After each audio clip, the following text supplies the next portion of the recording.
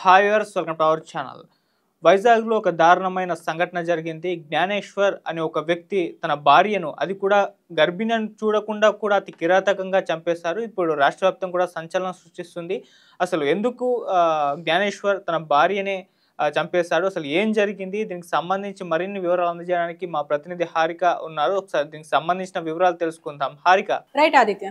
So ఏం జరిగింది ఈ జ్ఞానేశ్వర్ విషయంలో? అంటే తన భార్య, అది కూడా గర్భిణి అని తెలిసి కూడా ఇంత కిరాతకంగా చంపేశారంటున్నారు. అసలు ఏం జరిగింది, వీళ్ళకి సంబంధించి ఎటువంటి డీటెయిల్స్ ఉన్నాయి హారిక?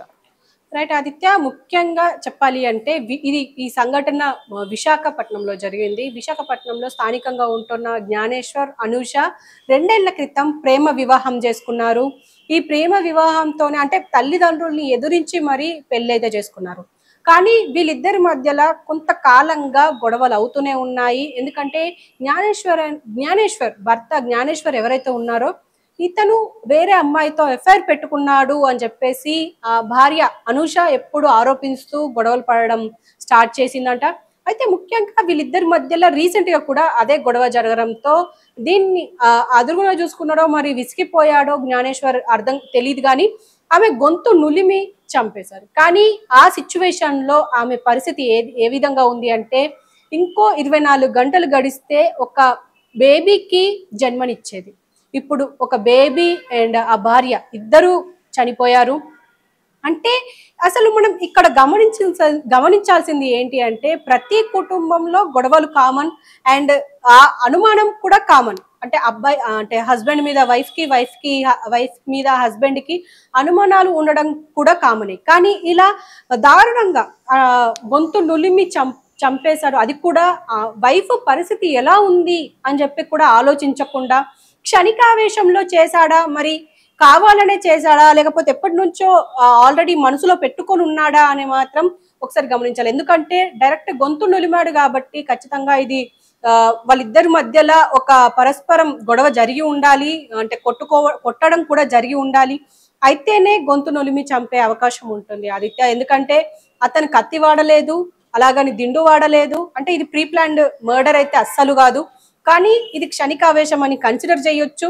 కానీ తల్లిదండ్రులకు మాత్రం ఇది తీరని శోకం. ఎందుకంటే ఒక రోజు గడిస్తే వాళ్ళ ఇంట్లోకి ఒక చిన్న బేబీ వచ్చేది. దానివల్ల వాళ్ళు ఎంత సంతోషంగా ఉండేవాళ్ళో, వాళ్ళ సంతోషానికి అవధులు ఉండేవి కూడా కావు. ఎందుకంటే ప్రతి తల్లిదండ్రికి ఇప్పుడు అంటే ఇరు కుటుంబాలకు ఖచ్చితంగా పిల్లలు కావాలి అని కోరుకుంటూ పిల్లల్ని ఎప్పుడు కంటారు అని చెప్పి ఇన్సిస్ట్ చేయడం కూడా మనం చూస్తూ ఉంటాము. ఒకవేళ వాళ్ళు వచ్చిన తర్వాత వాళ్ళు కూడా చిన్న పిల్లలు అయిపోతారు. ఇప్పుడు కేజీహెచ్ హాస్పిటల్ దగ్గర అంటే అనూషని ఎక్కడికైతే తీసుకెళ్లారో ఆ హాస్పిటల్ దగ్గర వాళ్ళ బంధువులు, తల్లిదండ్రులు రోదన చూస్తే మాత్రం చూడలేకపోతున్నాం. అంటే ప్రతి ఒక్కరికి కన్నీళ్ళు వచ్చే విధంగా ఉంది వాళ్ళ బాధ. ఎందుకంటే ఒక పక్క పిల్ల పోయింది, తనతో పాటు వచ్చే మన్మరాలు వాళ్ళు కూడా పోయారు. ఇప్పుడు వాళ్ళ పరిస్థితి ఎలా ఉంది అంటే ఇప్పుడు నా బిడ్డని ఎలా తీసుకొచ్చుకోవాలి అని చెప్పేసి ఏడుస్తుంది. నా అల్లుడు ఇలా చేస్తాడు అని చెప్పేసి అనుకోలేదు అని చెప్పేసి ఏడుస్తుంది ఆ తల్లి. కానీ ఇదంతా పోలీసులకు మాత్రం డైరెక్ట్ గా వెళ్ళి నేనే చంపాను అంటే స్థానిక పోలీస్ స్టేషన్ కి వెళ్ళి నేనే చంపాను అని చెప్పేసి జ్ఞానేశ్వర్ ఒప్పుకోవడం కూడా జరిగింది. మరి ఒప్పుకున్న తర్వాత మరి ఇప్పుడైతే ఇన్వెస్టిగేషన్ జరుగుతుంది, కేసు అయితే నమోదు చేసుకున్నారు పోలీసులు. కానీ ఇక్కడ గమనించాల్సింది ఏంటి అంటే, జ్ఞానేశ్వర్ వెల్ ఎడ్యుకేటెడ్ అండ్ 2 బిజినెస్లు అంటే 2 ఫాస్ట్ ఫుడ్ సెంటర్లు కూడా నడుపుతున్నారు. అంటే ఆర్థికంగా ఎలాంటి సమస్య లేదు. కానీ ఇలా ఎఫ్ఐఆర్ పెట్టుకున్నాడా లేదా ఒక క్లారిటీ అయితే లేదు ఖచ్చితంగా. కానీ వీళ్ళిద్దరి మధ్యలో తరచూ గొడవలు అవుతున్నాయని మాత్రం తెలుస్తుంది. మరి దీనివల్లే ఈ అమ్మాయి అంటే అనూష గొంతు నులిమేశారా అనిపిస్తుంది. ఎందుకంటే మనం రీసెంట్ గా తన ఫోటోలు చూసినా కూడా ప్రీ మెటర్నరీ ఫొటోస్ కూడా తీశారు. అంటే ఫోటోషూట్ కూడా జరిగింది. అంటే వాళ్ళ మధ్యలో అంటే బేబీ వస్తుందని చెప్పేసి చాలా హ్యాపీగా ఉన్నారు. మరి ఆ టైంకి అంటే గొడవ అయ్యే టైంకి మరి ఈ అబ్బాయి అసలు ఆలోచించలేదా, మరి నాకు ఒక కొడుకో కూతురో వచ్చే అవకాశం ఉంది, మరి అదైనా ఆలోచించిండా లేదా అనేది మాత్రం ఒకసారి మనం కూడా గమనించాల్సిందే. మరి నెక్స్ట్ మరి పోలీసులు ఏం చేస్తారు? మరి కేసు అయితే నమోదు చేసుకున్నారు. మరి 2 ప్రాణాలు తీసినట్టే. ఎందుకంటే నిండు గర్భిణిని చంపారు కాబట్టి మరి రెండు ప్రాణాలు తీసినట్టే ఈ జ్ఞానేశ్వర్. మరి కేసు ఎలా ఉండబోతోంది, మరి పోలీసులు మరి ఇంకా ఏం అంటే డీటెయిల్స్ బయటకు చెప్తారు అండ్ చంపాల్సిన పరిస్థితి ఎందుకు వచ్చింది అంటే నిజంగానే గొడవలు అయ్యాయా లేకపోతే ఇతనికి నిజంగానే ఎఫైర్ ఉందా అనేది చూడాలి. కానీ అక్కడ బంధువులు మాత్రం అంటే ఫ్రెండ్స్ కి బంధువులకు మాత్రం ఒక మెసేజ్ పెట్టేశాడంట. అంటే అనూష లేవడం లేదు, అపస్మారక స్థితిలో ఉంది, అందరూ రండి అని చెప్పేసి అందరికి మెసేజ్ అయితే పాస్ చేశాడంట. మరి పాస్ చేసిన వెంటనే స్థానికులు వచ్చి అక్కడ అనూషని హాస్పిటల్ తీసుకెళ్లారంట. తీసుకెళ్లిన తర్వాత అక్కడ అంటే కేజీహెచ్ హాస్పిటల్ పెద్ద హాస్పిటలే, గవర్నమెంట్ హాస్పిటల్. మరి అక్కడికి తీసుకెళ్లిన తర్వాత కూడా అక్కడ డాక్టర్స్ ఆల్రెడీ చనిపోయిన వ్యక్తిని మీరు తీసుకొచ్చారు అని చెప్పేసి చెప్పడంతో వాళ్ళ గుండెల్లో బాంబు వెళ్ళినట్టయితే అయ్యిందని చెప్పుకోవచ్చు. కానీ ఇప్పుడు పోలీసుల అదుపులో ఈ జ్ఞానేశ్వర్ ఉన్నాడు. మరి ఏం జరుగుతుంది, ఎలా ఉంటుంది అనేది ఖచ్చితంగా ఎదురు చూడాల్సిందే. కానీ తల్లిదండ్రులు మాత్రం ఇతన్ని వదిలిపెట్టేది లేదు. నా కూతుర్ని నా రాబోయే మన్మరాలనో మన్మన్నో చంపేసిన వ్యక్తిని అసలు వదలొద్దు, ఇలా ఏ అమ్మాయికి ఇలా అవ్వొద్దు, ఖచ్చితంగా ఒక గుణపాఠం నేర్పించాలి అని చెప్పేసి అయితే అంటున్నారు. ఈవెన్ బంధువులు కూడా, ఫ్రెండ్స్ కూడా, అనూషకి ఫ్రెండ్స్ కూడా ఉన్నారు, ఫ్రెండ్స్ హైదరాబాద్ లో ఉన్నారు. వాళ్ళ తల్లిదండ్రులకి ఇక్కడి నుంచి విశాఖపట్నానికి కాల్ చేసి మరి అనూషకు ఏమో అయ్యింది, ఒకసారి చెక్ చేయండి, వెళ్ళండి అని చెప్పేసి అనడం కూడా జరిగిందంట. మరి అందరూ వచ్చి ఇప్పుడు హాస్పిటల్ దగ్గర కలుసుకున్నారు మరి ఏమైంది అని చెప్పి. కానీ వాళ్ళు తెలుసుకునే లోపే తన ప్రాణాలు పోవడం ఇప్పుడు అందరినీ దుఃఖానికి తీసుకొస్తుంది అని చెప్పుకోవచ్చు. ఆదిత్య, హారిక, మామూలుగా ఇలా వైఫ్ అండ్ హస్బెండ్ మధ్య గొడవలు జరిగినప్పుడు, మనస్పర్ధలు వచ్చినప్పుడు వాళ్ళ ఫ్యామిలీలకు చెప్తారు. వాళ్ళ ఫ్యామిలీలు వచ్చి వాళ్ళ మధ్య ఒక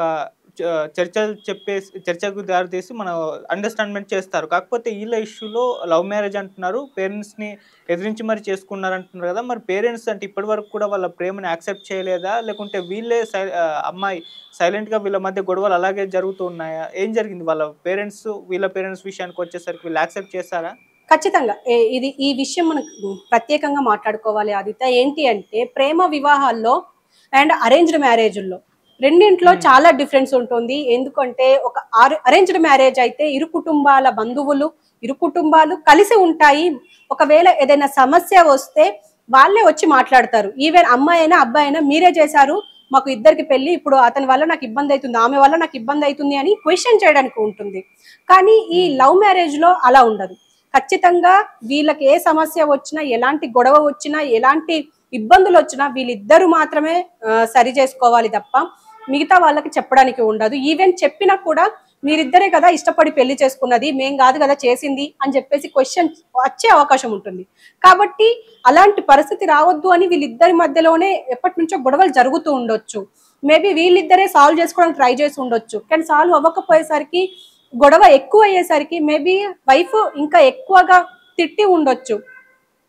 ఈ తరుణంలో అంటే అక్కడ ఏ సిచ్యువేషన్ జరిగిందో ఎగ్జాక్ట్ గా మనకు తెలియదు. కానీ ఖచ్చితంగా ప్రేమ వివాహం కాబట్టి తల్లిదండ్రులకు చెప్పాలనుకోలేదో మరి ఏందో తెలియదు. ఈవెన్ చెప్పినా కూడా జస్ట్ కౌన్సిలింగ్ ఇచ్చి పంపిస్తారు. కానీ భర్త ధోరణి అలాగే ఉంటే, బిహేవియర్ అలాగే బిహేవ్ చేస్తే మనం ఏం చెయ్యలేము. అలాంటప్పుడు వైఫ్ ఇంకేం చేస్తుంది, తిట్టడం తప్ప, గొడవ పడడం తప్ప. అందుకే ఖచ్చితంగా ఇక్కడ క్షణిక ఆవేశమే మ్యాటర్ అని చెప్పేసి అనుకోవచ్చు ఆదిత్య. ఓకే, సో ఇప్పటి వరకు దీనికి సంబంధించిన ఇన్ఫర్మేషన్ పోలీసులు ఏమన్నా ప్రెస్ మీట్ పెట్టి చెప్పారంటే, వాళ్ళ ఎంక్వైరీలో ఏమన్నా తేలిన విషయాలు ఉంటే వాళ్ళు ప్రెస్ మీట్ పెట్టి చెప్తూ ఉంటారు కదా, దీనికి సంబంధించి ఇప్పటి వరకు ఏమన్నా ప్రెస్ మీట్ పెట్టి చెప్పే ప్రయత్నం చేశారా? అంటే ప్రస్తుతం ఇన్వెస్టిగేషన్ అయితే చేస్తున్నారు. అంటే కేసు నమోదు చేసుకొని దర్యాప్తు అయితే చేపడుతున్నామని అన్నారు. అంటే ఈ జ్ఞానేశ్వరి వెళ్ళి అక్కడ వాళ్ళతో చెప్పేశాడు నేనే చంపాను అని చెప్పి. మేబీ విచారణ అయితే జరుగుతుంది. ఈ విచారణ తర్వాత మిగతా డీటెయిల్స్